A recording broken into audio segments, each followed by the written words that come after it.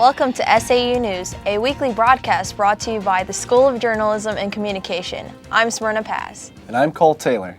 Grab your hat or hoodie. Winter has arrived in Collegedale. This week's freezing temperatures and brisk wind made October's balmy temperatures a distant memory.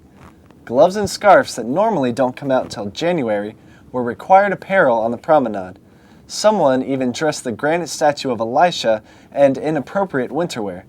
Unique hats were the accessory of the day. I'm a big fan of Civil War history, especially studying the Confederacy since I was born in the South. And it's just a great hat. It's comfortable, it's warm, especially for this cold weather. It'd be nice to have a full Civil War uniform right now, all wool. Fortunately, the forecast for the weekend calls for a warming trend with the highs in the 60s and the chance for showers on Sunday. As the weather turns colder, intramurals competition moves inside. Floor hockey takes over Isles Gym each night from 6 to 10. The league includes 26 teams, but since there are only 2 courts to play on, scheduling remains tight. Some teams play back-to-back games, a true test of a hockey player. Nevertheless, faithful fans come out to cheer their favorite teams. The season continues until playoffs, which begin before finals. Southern goes wild when you dress up in costume and start throwing a big rubber ball. I went down to the gym Saturday night to find out which team has mastered the 5 Ds of dodgeball. Last Saturday night, Isles Gymnasium was packed for the annual dodgeball tournament. Each team wore different themed outfits, often correlating with their team names. The tournament was double elimination and started at 7:30 p.m. and did not end until after 11. Each game was best of 3, and the team that won then advanced on to the next round. As you made your way through the gym, you might have been able to pick out the winning teams due to the extreme enthusiasm. We're the Warriors! Having a fun time, just won, and we're about to go kick some butt. Not long after the tournament began, teams started getting eliminated, which seemed to change the mood from enthusiastic to serious as the pressure built. The dodgeball tournament is well underway here, and many teams have already used up one of their 2 losses, which means every throw counts. The tournament took up 4 courts, allowing 8 different teams to play at once. There was good sportsmanship all around, and even after a loss, team spirit still rang loud. The crowd stayed strong throughout the evening, supporting their favorite teams. Now as for the winners, each person on the team received $50. Second place got $25, and third got $10. So if you didn't participate in this year's tournament, that seems like a good incentive to think about putting a team together for next year. The team that walked away with the victory was red and yellow, black and tight.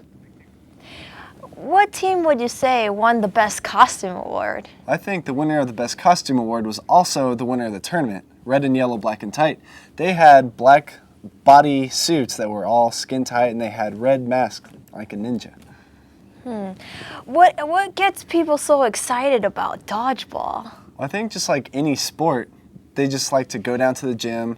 A big crowd of people came down there to cheer them on, and you can throw balls at your friends. Have you ever played on a team? I played on a team last year. We got kicked out a little early in the round, but it was still fun. Did you miss it this year? This year I missed it, but it was still fun. Just like I said, I didn't play much last year, so I still had the same amount of fun this year watching as I did last year. Too bad you're graduating. You can't play anymore. A new student film currently in production focuses on the tough subject of child sexual abuse. The film is called The Hideout. Last week, I went behind the scenes with the film crew in Ringgold, Georgia. It takes a dedicated team to make a film successful. C19. Well, a lot of people think that movies are just super fun to work on and that there's not a lot of work, but that's the exact opposite of the truth. I mean, there's a lot of work on a film set. Comfortable? Okay, good. Writer-director Daniel Wallen wrote the script last summer, a script about a little girl named Holly who was sexually abused by her favorite school teacher. I've had some really close friends who were sexually abused, so I took that topic and wrote the script, and then when we came back in the fall, I teamed up with Matthew Disbrow and Chris Stiles. I would thank you, but I'm going to do an OTS with you. Senior film major Chris Stiles is their director of photography. He makes sure all the shots are well thought out. I need to check my shot list for a certain scene, so I can tell my camera guys what lensing I need. Here is the last scene at the treehouse, where Holly will tell her mom everything that's been happening. The weather was beautiful, the actors did well, and everyone worked together to make the film a success. Here to talk more about the Hideout film is director Daniel Wallen. Thanks for being here, Daniel. Thanks for having me. Now, Daniel, I just want to know, how did you get or come up with the story idea of the film? Well, it started off with me just dreaming about filming at a treehouse, because I've always loved that and forests, and I think it's super cool. So I just kind of had imagery, but then over the summer, one of my really good friends I found out was sexually abused as a child, and that opened up a whole new realm of researching and reading and stuff. And I found out 1 in 4 girls and 1 in 6 boys are sexually abused before they're 18. And that just really opened my eyes to that there are people all around us who are hurting, and I wanted to make something that could be meaningful and hopefully start a conversation on this topic that is unfortunately not brought up enough. Definitely. A lot of people are talking about your film and following the progress.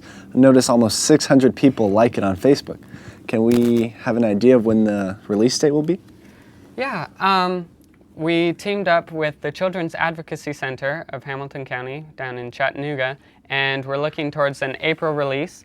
And as you may know, April is Child Sex Abuse Awareness Month, so that collides.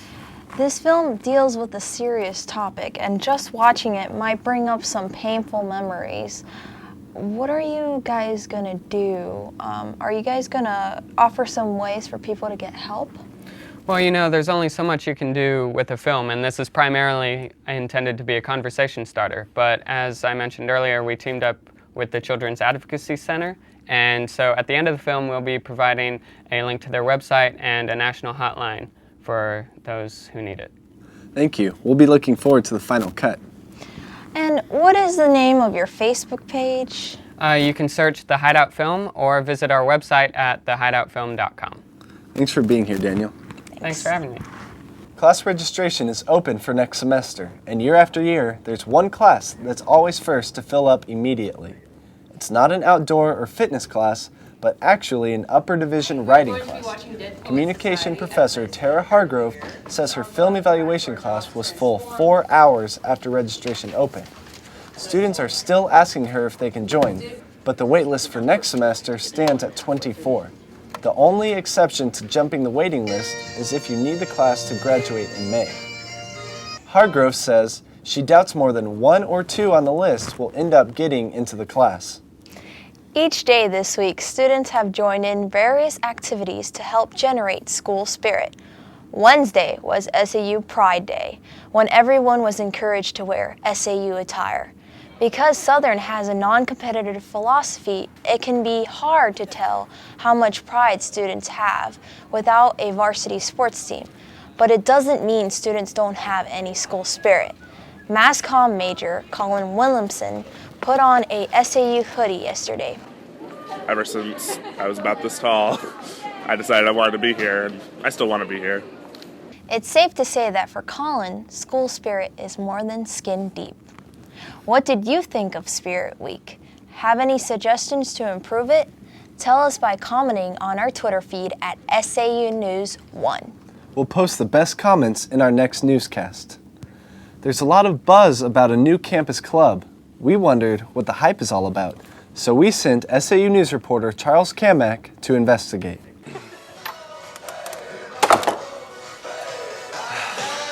Josh Littell is now a proud member of TruYou at SAU, and like most, he was a bit of a skeptic at first. I actually had a lot of friends go through it before they finally convinced me, a lot of good friends. And finally, I was like the last person to go, and they're like, just do it. And so, signed up for it, and I came. I had no idea what to expect. But now he's found a family, a group of individuals that he can be vulnerable with and will hold him accountable. You're in the room with like 15 other people for 3 days, and like you become family. Normal meetings take place on Tuesday nights at 6:30 at the Launch Pad, located on Lee Highway, a stone's throw away from City Cafe. Each meeting serves to focus on the purpose of the organization. It's taking a look at things from my past and like what's not working for me and like what I want more of, and just being able to run with that and getting this idea of, yeah, like I was born for greatness. Like this is me, like this is who I am. I'm not afraid to express it and to just be myself and to go bless people in whatever community I'm involved with. Josh. On this Tuesday night, along with Josh, 6 other students from Southern graduated. At TruYou, you not only leave with a sense of purpose, but you might also leave with a certificate and a t-shirt. TruYou is about rediscovering who you are, but in order to do that, it takes some vulnerability.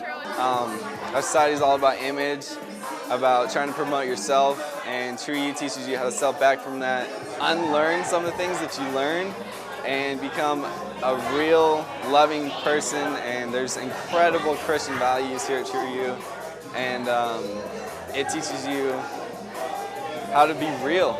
For SAU News, I'm Charles Cameron. For more information on TruYou at SAU, you can contact Southern student Annalise Hasty or visit their website at beyourtruyou.org. The University Symphony Orchestra performed again this week. The concert in the Collegedale Church featured a world-renowned violinist, Carla Trincha, has performed with orchestras in Canada, England, and the US and India. She's now a professor of music and director of strings program at Andrews University.